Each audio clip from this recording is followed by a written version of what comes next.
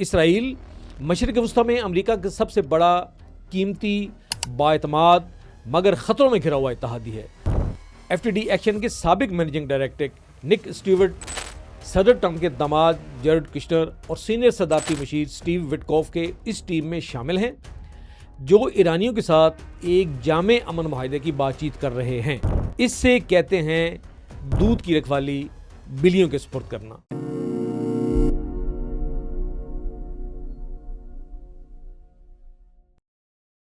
السلام علیکم۔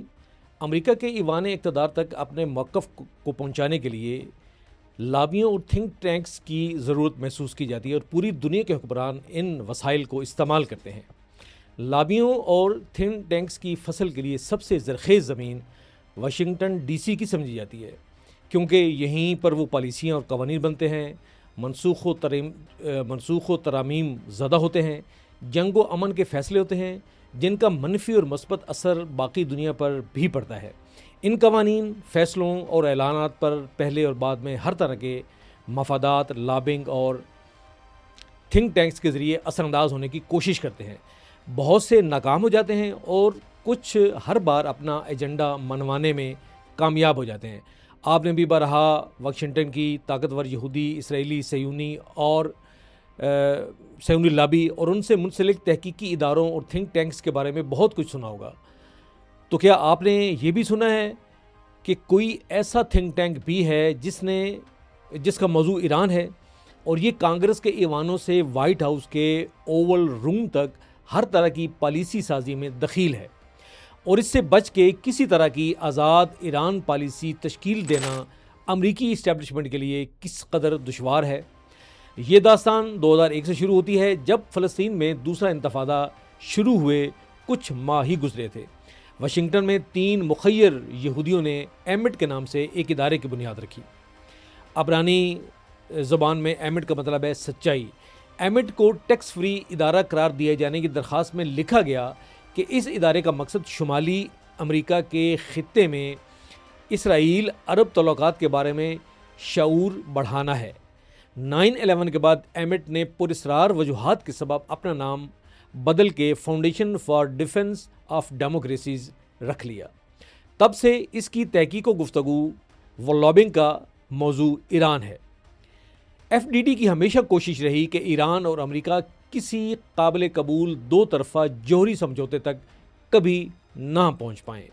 2015 میں جب اوباما انتظامیہ اور ایران کے مابین ایٹمی امور پر joint comprehensive plan of action JCPO طے پا گیا تو کانگریس کے اندر ہونے والے بحثوں میں اس معاہدے کی ایک جملے کو نتھارا گیا۔ اس موقع پر FTD کے چیف ایگزیکٹو مارک ڈیبووٹس نے کانگریس میں شہادت دیتے ہوئے اس معاہدے کے بدلے ایران اور اس کے اداروں اور ان سے منسلک افراد پر سے امریکی پابندیاں ہٹانے کے بجائے مزید سخت کرنے کے حق میں پرجوش دلائل دیے۔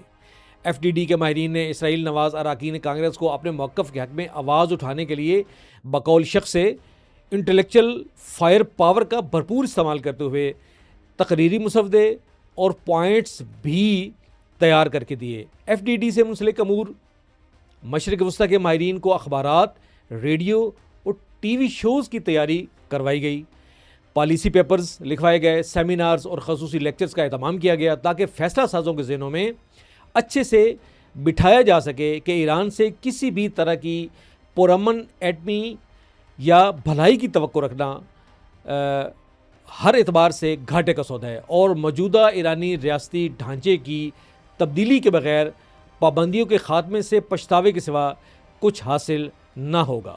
اگرچہ 2015 میں ایران سے جوہری سمجھوتا نافذ تو ہو گیا، مگر FTD نے مایوس ہونے کی بجائے اپنی کوشش دو چند کر دیں۔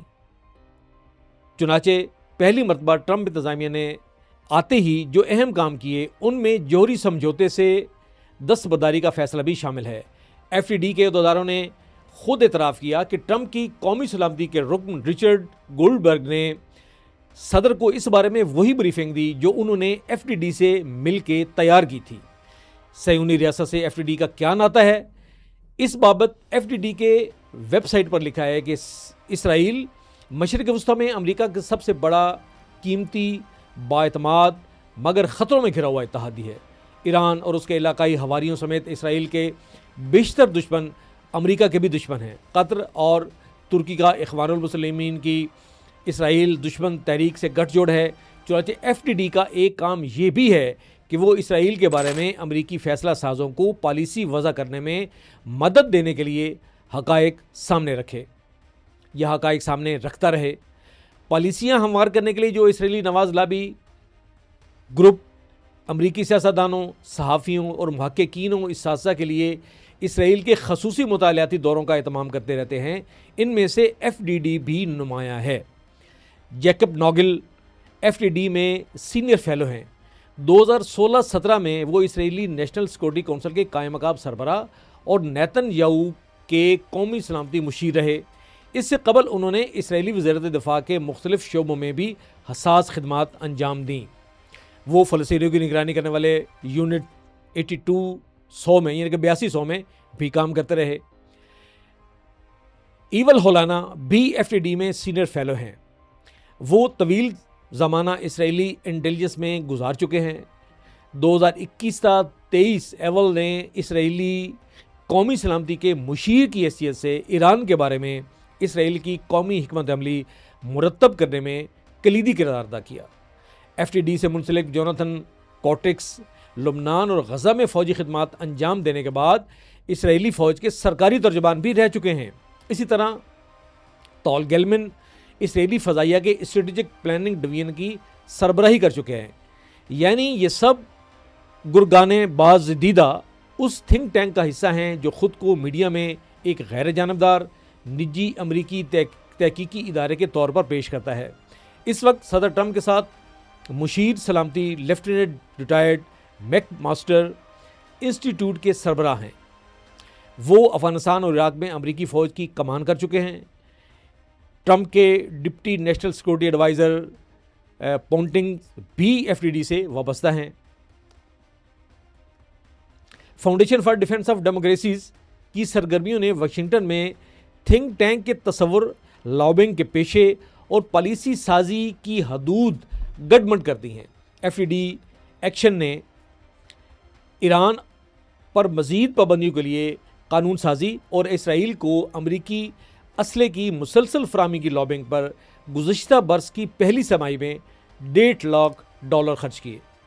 FDD ایکشن کے سابق مینیجنگ ڈائریکٹر نک اسٹیورٹ، صدر ٹرمپ کے داماد جیرڈ کشنر اور سینئر صدارتی مشیر اسٹیو وٹکوف کے اس ٹیم میں شامل ہیں جو ایرانیوں کے ساتھ ایک جامع امن معاہدے کی بات چیت کر رہے ہیں۔